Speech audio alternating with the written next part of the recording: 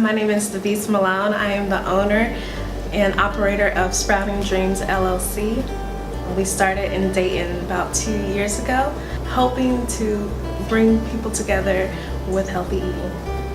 I do pop-ups. I go to festivals and do cooking classes, do demos, all geared around plant-based vegan cooking.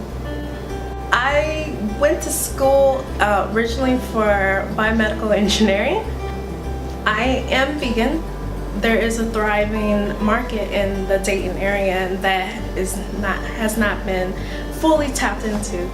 I like to focus on whole foods because it is important to take the whole nutrition of the plant instead of parts of the plant. I love to make South Asian food, Caribbean food, and soul food. I like lots of spices. It is important to eat healthy because what you put in your body affects your whole demeanor.